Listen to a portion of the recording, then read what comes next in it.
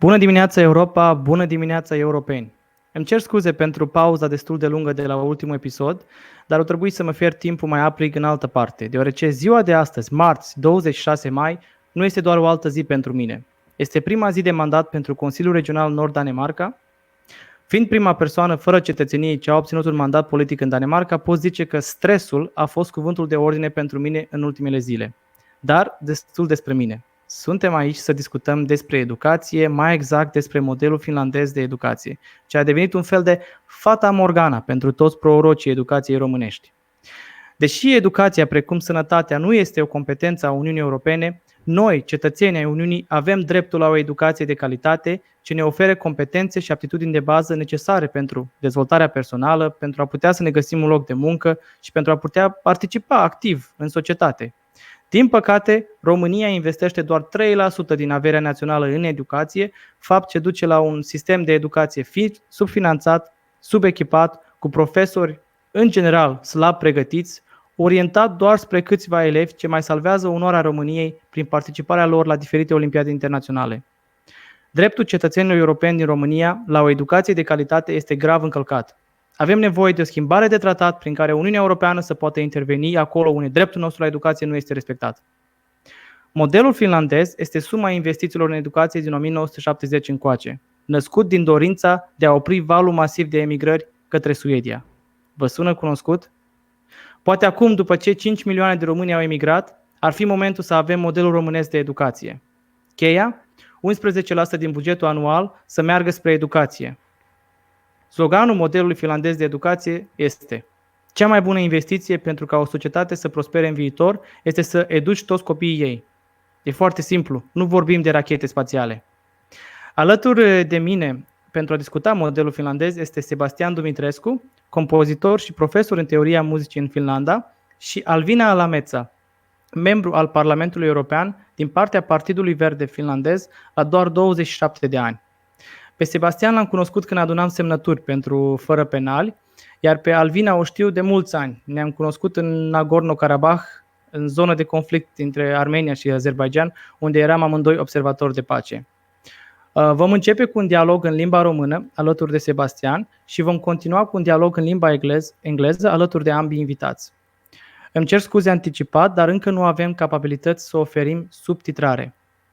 Thank you both for joining the podcast this morning. I hope you had your coffee already. Alviina, so glad to see you. How are you doing? Long time no see. What cool things are you working on these days? Yeah, nice to see you also. I don't know. I'm in the European Parliament as MAP, so of course I work a lot with foreign affairs now also, as I did when we first met, and I'm also a member in Foreign Affairs Committee. But I'm a city council member here in Helsinki, Finland, so that's why I know something about the education system also. Great. But you also used to work a lot with mental health. Last time I talked to you, you were telling me about it. Yes, I have. I have worked with to make the mental health services better available here in Finland, and also now planning how to make them more available in the European Union level. So I think that's a really important topic. Many people have mental health illness, especially now in the time of Corona crisis. It's very stressful for many, and we need to have care for people as fast as they need it, so that they wouldn't have to wait for 1 year or so. Thank you. I'm so glad you decided to join our podcast. We are honored that you are the first member of the parliament to join Good Morning Europe. Sebastian, tu ești un produs de succes al modelului finlandez, fiind dublu medaliat olimpic internațional la matematică, iar acum profesezi în cadrul aceluiași sistem. Dacă ar fi să reduci modelul finlandez la câteva concepte de bază, care ar fi acestea? Salut din partea mea. Narcis, o să răspund la întrebarea ta direct, provocându-te un pic, adică Okay. o să spun că nu sunt un produs al sistemului finlandez în sensul în care asociem asta cu rezultatele mele la Olimpiada de Matematică. Anume, sistemul finlandez nu produce olimpici. Ok. Sistemul finlandez este gândit pentru toată lumea, nu numai pentru vârfuri. Și chiar aici aș vrea să ajung la primul concept de bază pe care mi l-ai cerut. Aici este important ca studenții sau elevii și studenții să nu învețe lucruri, să nu învețe cunoștințe, hai să le spunem facts. Adică noi nu vrem să-i facem tobă de carte, îi rugăm să tocească o mulțime de informații și să fie, cum să spunem, biblioteci de informație. Mai ales în ziua de astăzi, când putem accesa foarte ușor informație online. Ci scopul nostru de profesor este de a învăța să caute informație, de a învăța să fie critici, să știe să selecteze informația pe care o primesc. De asemenea, scopul nostru de profesor este să îi încurajăm să vorbească, să le creștem încrederea în sine, să îi învățăm să argumenteze față de alții, să-și prezinte ideile. Cum ar fi, îi învățăm lucruri pe care nu le pot învăța singur, ci împreună. Ok. Avem, înainte să ne mutăm pe dialogul în limba engleză, avem niște întrebări specifice pentru tine, Sebastian. Avem o întrebare de la Luminița Corneanu. Ai învățat și în România și în Finlanda. Ce a fost diferit în Finlanda și ce crezi că ar fi bine dacă s-ar adopta și în România? O să încep cu un detaliu care se referă la învățământul liceal. Învățământul liceal în Finlanda este bazat pe cursuri. Poți să te gândești chiar la cursuri de stil universitar. Studenții, hai să le spunem, elevii de liceu nu au obligația de a studia cursurile pe care le studiază clasa lor. Nu există conceptul de clasă neapărat, în care tu și toți colegii tăi stați împreună în aceeași clasă și vin profesorii pe rând. Deci există mai mare flexibilitate în a alege materiile studiate. Și al doilea lucru care se îmbină foarte bine cu sistemul de cursuri este că anul este împărțit în perioade. Fiecare avem cam 2 luni. Și cursurile durează o perioadă. Nu durează un an întreg. Durează o perioadă și sunt făcute mult mai intens. 5 ore pe săptămână. Și mi se pare că acest sistem este unul foarte folositor. De la o săptămână la alta, dacă ai 10 materii, 12 materii și le faci pe fiecare o singură oră pe săptămână, apuci să uiți foarte multe. Pe când în sistemul de cursuri, timp de câteva săptămâni, ai multe ore pe săptămână aceeași materie. Și asta te ajută să înveți și ajută elevii să nu-și împrăștie atenția în 10 direcții diferite în același timp. Ok. Înainte să schimbăm pe limba engleză, mai am o singură întrebare pentru tine. Ar fi interesant de aflat dacă în Finlanda se poartă inspectorii, inspectoratele sau titularizarea, de la Izabela Epurescu. Da. Hai să începem cu titularizarea. Sigur, aici există conceptul de titularizare, adică, în general, profesorii în sistemul școlar și preșcolar sunt titulari pe post, nu își pot pierde foarte ușor locul de muncă, însă ajung acolo în urma unei pregătiri universitare, adică în urma unui, cum se spune,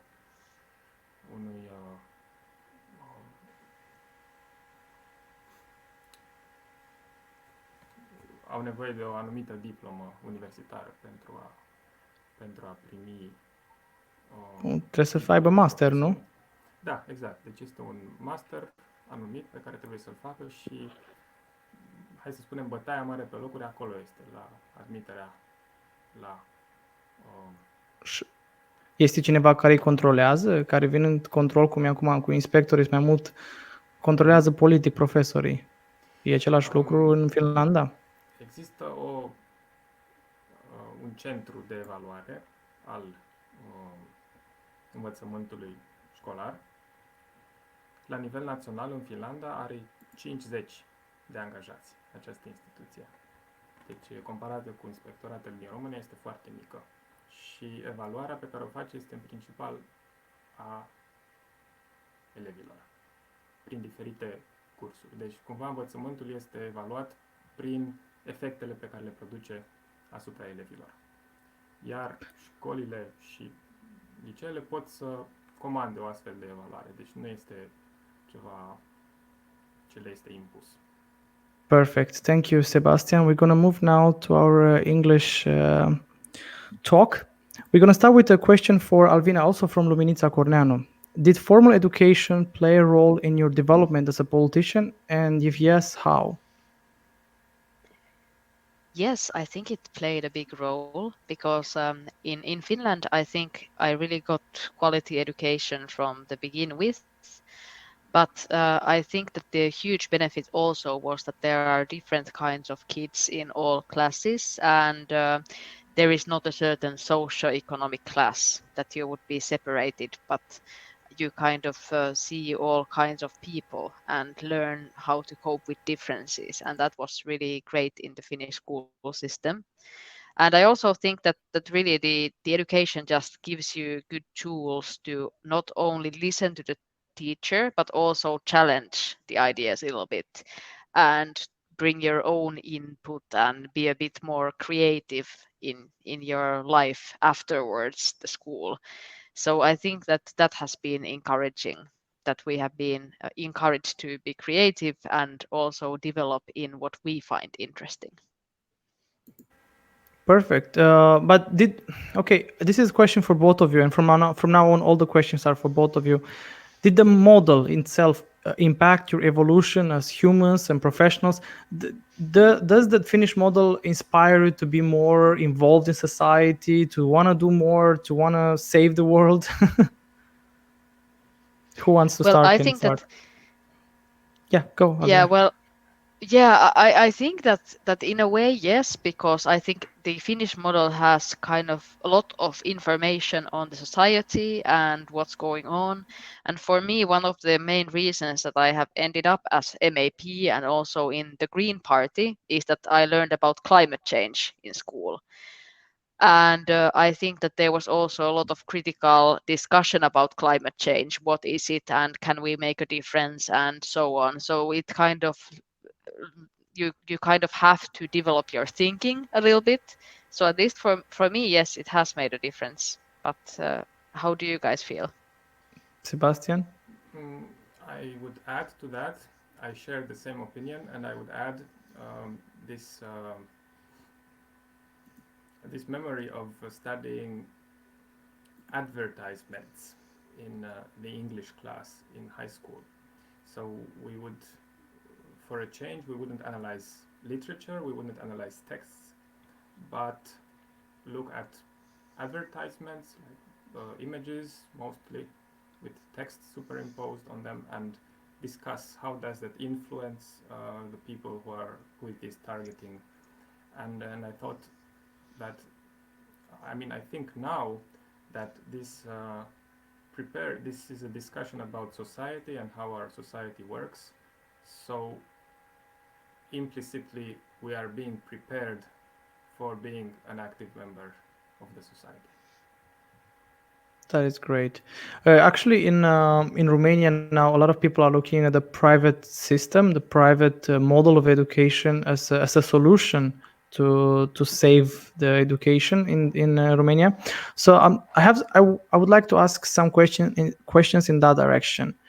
I understand that the main objective of the Finnish model is to provide equal opportunities for all citizens to high quality education and training. So in this regard, what is the balance between the public system and the private system? How do you even ensure that the private school children don't get better opportunities than those in public schools? I think that's one of the worries some people might have with this. I think that in general the differences are quite small, because also the private schools in Finland are maybe not similar to that system of some other countries. That for us, when we have private schools, they are more focused on a certain type of learning method, or perhaps a certain type of expertise, like teaching children music or something like this. So I think that it's not maybe layered in that way that we would have bad public schools and good private schools, but it's more mixed. And I think that the education has good quality overall, but then the private schools are maybe a bit more specialized in something. Both of them get public funding and don't have high tuition fees. So in general, the tuition fees are not huge, and basically a lot of families can afford to put their child in the private school. Even it doesn't depend much on their income. So that's different for us. And I'm not sure even if it's in the legislation, but at least it is in the support structures, that if there are too high tuition fees, then it's not so easy for the school to get public support. So I think that's one reason that makes the model quite good. So basically, the difference would be that the private school you pay some money extra besides the public support that the school gets for the child, while in the public school you don't pay anything extra. That's the only Yes, difference, but right? yes, but even in private schools, you don't always pay for tuition. Okay. So the tuition fee that you pay can really, really be small, or then you don't pay for it. For example, it can be like, I don't know, maybe 100 euros a year or even less. And in Finland, that's not huge money. So that's like buying a few, meals during a year. Okay. So that's not that expensive. Yeah. So basically, the only reason why people will actually go to private school will be because of the certain type of curriculum they might offer there. That's a bit different than what they will get in a public school, pretty much. Yes, I think so. For example, there is a Steiner pedagogic, which is global, I think. So we have a lot of private kind of Steiner schools, and I think that's the main reason for it. Okay. Sebastian, have you ever had to deal with private schools? I was studying in high school in an international baccalaureate system. IB. Okay. IB. So that is one example of very good integration of different pedagogical systems, or I would say different curriculums, into the Finnish education system, because it took place inside in the headquarters. I mean, in the space of a normal high school, and we had the same teachers who were qualified to be IB teachers, and for the students there was not much difference. I mean, we were hanging out with the so-called normal, that is national system students. So yes, the Okay. differences are very small, and it's mostly about different pedagogical styles. Okay. So basically, public, private, same thing in Finland. It's still paid by taxpayers' money. So that's kind of the system that works there. Sorry to change the subject, but you two are both from Finland. So have you ever had the chance to meet each other? I mean, Alviina is a politician and you're a teacher. Have you ever encountered? So you live in the same city, Helsinki. So Actually, I had seen Alviina on maybe some Facebook ads okay. last year in the parliamentary campaign, and then one morning I was going to work, and there she was at the train station campaigning and giving flyers. So obviously I went there to get a memory. I couldn't vote because I'm not a Finnish citizen, but at least I got the flyer. So we did indeed meet for a few seconds. Okay, Last year. just so we make we have to mention this. You could actually have voted for Alviina at the city council elections and European Parliament elections, just not at the national ones. Just to make sure that people who are listening to this, they understand that all EU citizens have the right to vote at local and European level and regional level anywhere they live, no matter if they are nationals or not of that country. It's very important to me, so that's why I had to mention it. Yeah, I think this was like the national election, because we had the European Parliament election and the national election like quite side by side, though they were only a few weeks difference. So yeah, that's how you campaign a lot in Finland, that you're just out there sharing flyers, and sometimes it's sunny weather and sometimes it's raining and you're like, I'm so cold. Yeah.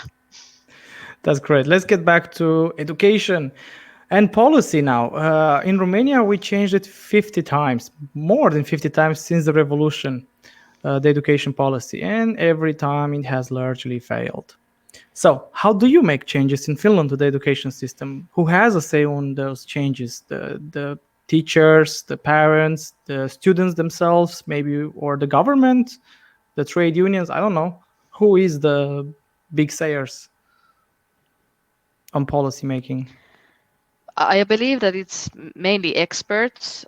Finland relies quite a lot of expert information, something that is in the ministries or the researchers or the teachers.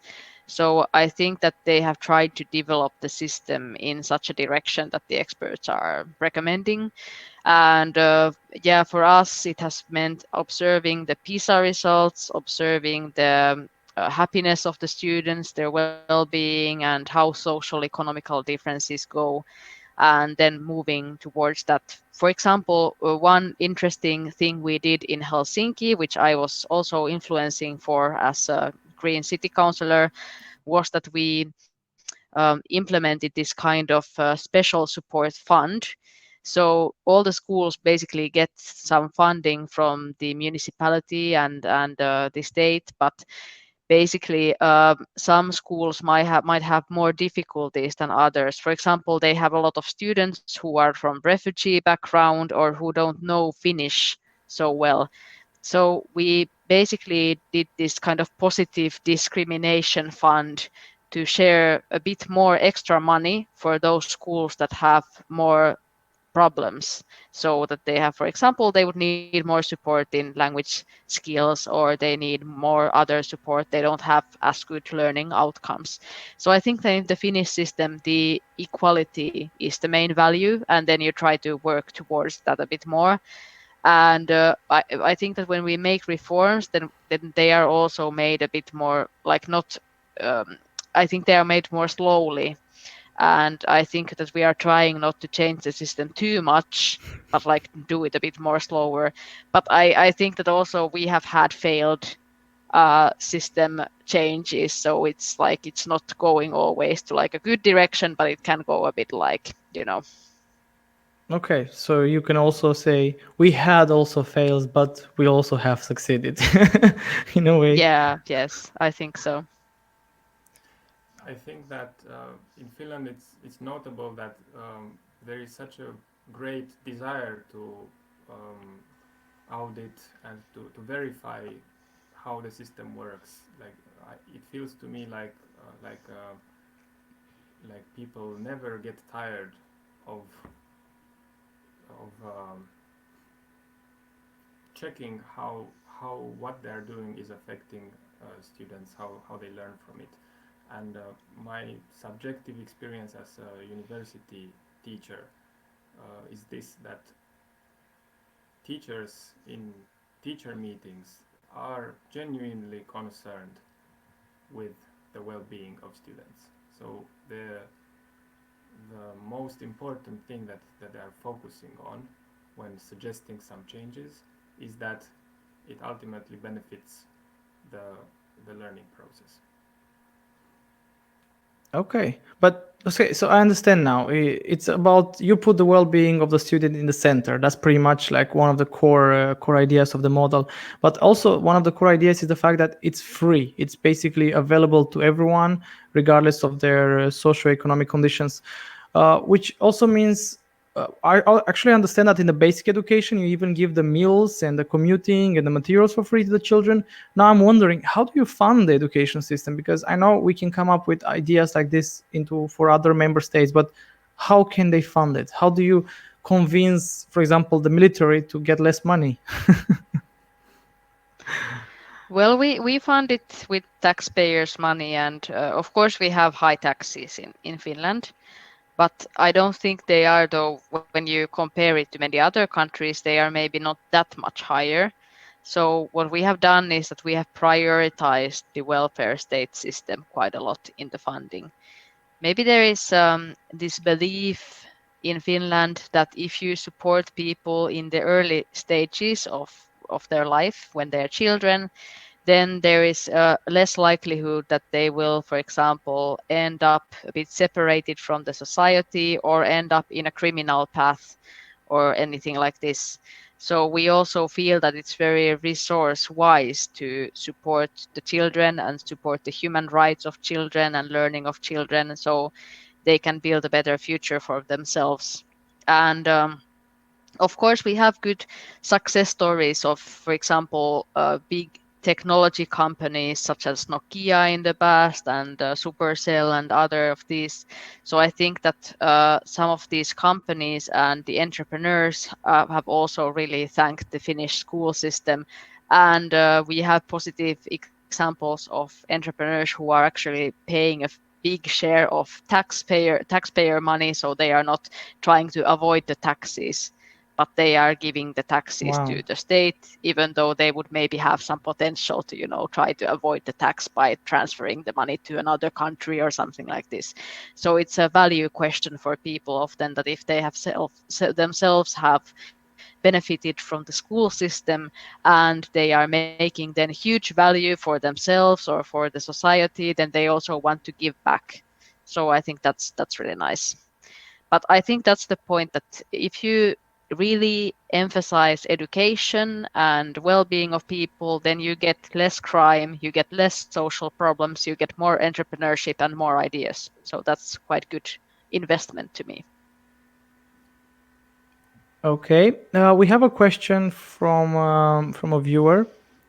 I'm gonna put it on the screen. Are there better schools than others? Can you subscribe your child to any school you want, or there are limitations, like to the area where you live? From Isabela Epurescu. I will give a quick answer here. I was just checking some statistics, and at the European level, Finland has the smallest difference in the in the level of schools throughout the country. So, in other words, most likely the best school for your kid is the nearest school. Wow, that's amazing. And so this means that um, if you compare the levels of schools, and here I mean mostly primary and secondary schools, um, the benefits of having the school nearby, they far outweigh the small differences that might be between their levels. Okay. I mean, we talked about education system, but you cannot really talk about education system without talking about the teacher. I mean, the Finnish model seems to be centered a lot on the teacher. How is a teacher regarded in Finland? Is it easy to become a teacher? I will take this. Fine. I mean, I've been a teacher for 3 years. I wouldn't like to count my own experience as being um, generally valid for all of Finland, because I'm teaching in an arts university, and actually it is the only arts university in Finland. So I will not generalize anything anything from there. But Is it the Sibelius Academy? It's the Sibelius Academy. Okay. Yes. Part of the arts, part of the University of the Arts. So, actually, there is quite a large competition on admissions to universities where one can study. One can get the necessary degree that one needs to become a teacher.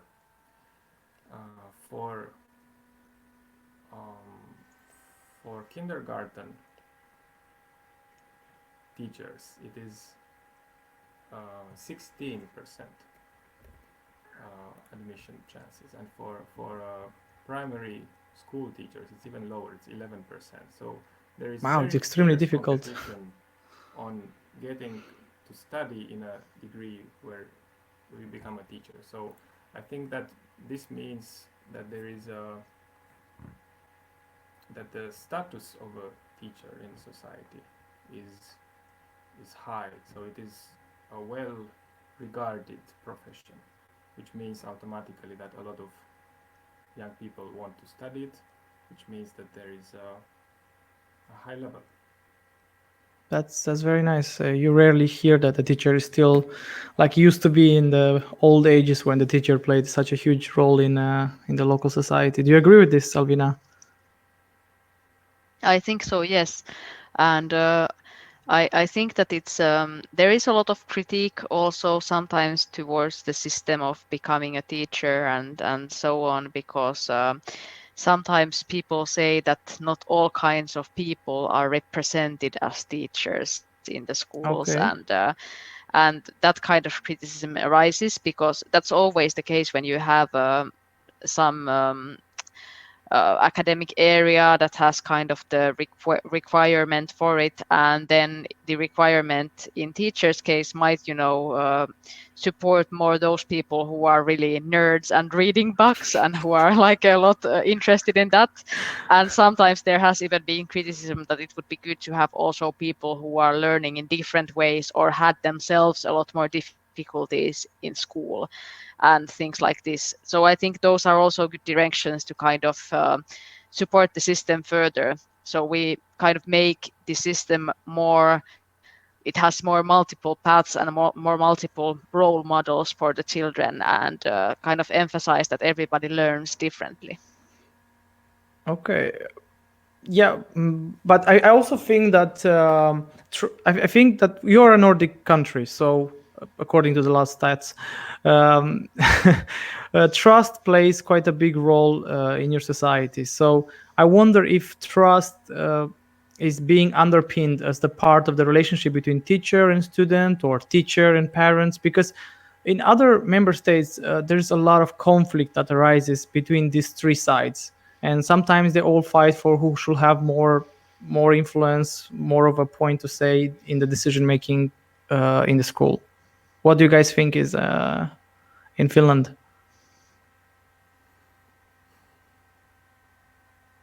I don't know. I think that, yeah, Please go on. Sebastian, go ahead. Okay. I only have a subjective opinion here, which is that teachers are respected, and I think there is trust that parents place in teachers. So the teachers have parents' trust to educate their children. And I think that this already reduces very much the conflict, the possible conflict that might arise. Okay, but I'm just wondering, like, how deeply involved are the parents in the school system? Because I know that in Romania, for example, the party you're part of, Sebastian, they want parents to have a bigger say into how education policy goes. How is the involvement in Finland from the parent side? I think that it is good for children that parents and teachers play slightly different roles in the upbringing of the children. So precisely because of this, I think that parents should place enough trust in the teachers and in the education of the teachers. I mean the expertise or the knowledge of teachers, that they won't try to directly tell them how to exercise their profession. Okay. Alviina, do you have anything to add to this, to the trust and the relationships between the three big influencers of the school system? Yes, well, generally I think that people trust the school system quite well because it gives good results. And of course, there is criticism. There is some problems that are related, for example, to bullying in schools, which can, of course, have a big development on the pupil's life and how they can actually succeed in school. Right now, because everybody is in distance school with headphones on like us, they are outside of the school building, and some parents have noticed that the learning results of their kids have actually went better in this distance school system. And especially that is true in those situations where the children have been bullied in school. So what this might show us is that in Finland we still have a lot of work to do, for example, to prevent the bullying. And we see that it has a direct correlation with the learning results. So on those things, the parents are sometimes a bit critical, and for a good reason, because there is a lot to develop. But I think that in general, there is a lot of trust because we know that the general results are quite good. Great, that's good to hear. So we talked about the teacher side. Now let's talk about the children. I mean, you cannot really have an education system without the raw material, right? The minds of the young children. I looked at one BBC report to prepare for this show, and I was amazed to see children without shoes running around the school, calling teachers on their first name, with no uniforms, laughing, speaking loud, truly being happy. How are you able to educate in such conditions? Actually, this was one of the biggest shocks when moving to Finland for me. Getting used to call my teacher on their first name took several years, and I'm not joking. It really took several years moving from very polite second person calling to just first name and actually even interrupting them sometimes. So that was really amazing for me. It took a long time to adapt to that.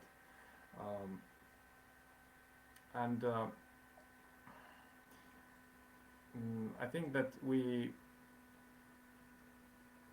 I think it's a very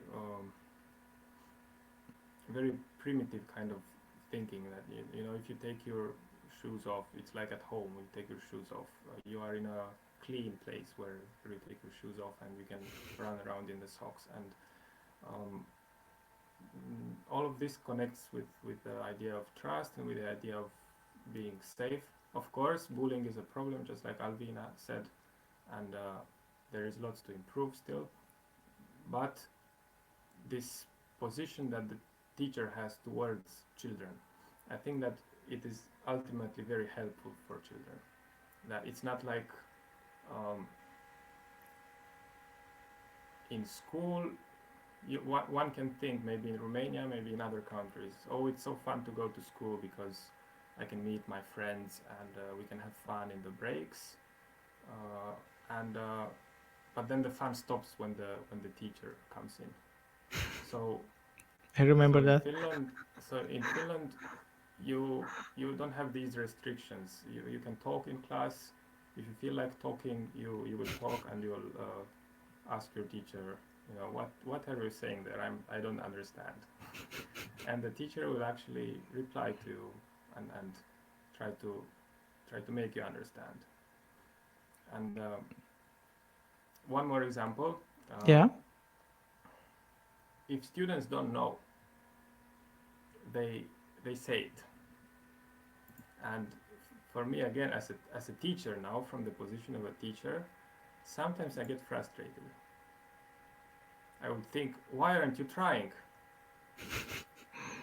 And then I realize, wait, I need to motivate them to try to find the answer. So there is absolutely no use in punishing them for not knowing, because the very point of them being in school or in university is learning. So I like that if a student doesn't know, they don't have to hide it. And this is ultimately to their benefit. And in order to achieve this, they need a very egalitarian relation towards their teacher. Okay. Alviina, you grew up in such a system with no shoes on and no uniforms. Have you been a rebel during your early ages, or more of a... Yeah. Yes, well, I was indeed one of the kids who sometimes had even more trouble to concentrating in school, at least at the teenager years. But that's normal, I think.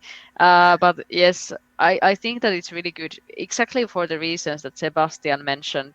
The low hierarchies kind of promote learning, because people have really kind of they have possibility to ask even when they don't know, and they have possibility to discuss. And this kind of learning is sometimes left behind if there is too high authority and you're afraid to ask the teacher or others for their advice.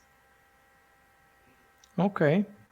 But actually, one thing, you said one teacher, but aren't there like 3 teachers in the Finnish classrooms?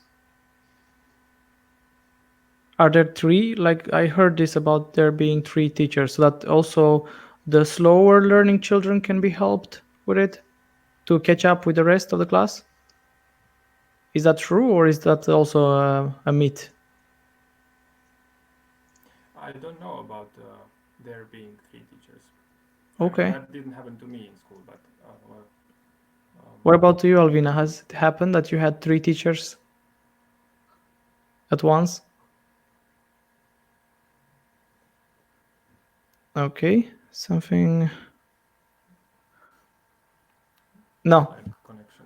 Yeah, there seems to be a bit of a connection problem. But anyway, while we're here, Sebastian, I was wondering, do you know why Finland has very good levels in mathematics, science, and technology? Like, how do they get the children to be interested in these areas? Because we know there is a huge lack of young people interested in these fields generally. So, Okay, the first thing that comes to mind is Heureka, which is Heureka. Okay, that's the same word in English. That's a science center near Helsinki, in Vantaa, in the metropolitan area of Helsinki, and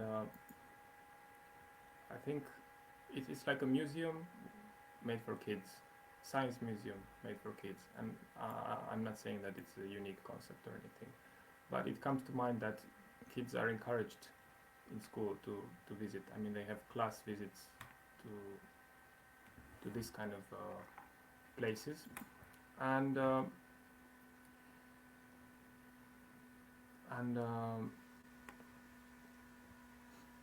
I think that this encourages them. I mean, of course, there is also the general culture of, it's like everybody knows that these are important things, so parents will try to motivate their kids to study this. okay. But no, that's good for you, I guess. They're trying the same thing in Denmark. They have these STEM classes where they try to find talent and then give them lots and lots of opportunities to develop. If you are interested in science in Denmark, the world is your oyster. But also not just science, but in Finland you can also speak many languages, right? Like almost everyone speaks at least 3 languages, right? So learning languages is kind of a key factor in Finland. Do you agree to that, or? Yes, I think Finns know that very few people outside speak Finnish or learn Finnish, so they have this feeling that they need to speak other people's language. Finns are a small country. There are a bit over 5 million inhabitants in Finland. So and it has a language that is not related to most other European languages. So I think that it's a given for Finns that they need to learn other languages in order to be understood. Okay. I think we have Alviina back. Let me see. Oh, not yet. We'll wait a little bit. Another thing that really attracted my attention was the fact that they use a lot of project-based learning. Like I was looking at a sixth grade example for like at mathematics, they calculate how much wood is necessary to build a house for a bird. Then they use some notions of biology to know how big is the bird, how many eggs it will lay. And then afterwards, they'll go to the workshop, they'll make the house. Then they will take the house at home, put it in a tree, and keep a daily journal over a few weeks. That is amazing. Do you do that often? That sounds like a really fun school to be in. I wish mine was like that. Yeah, I didn't do this kind of project when I was in school, which is like 15 years ago.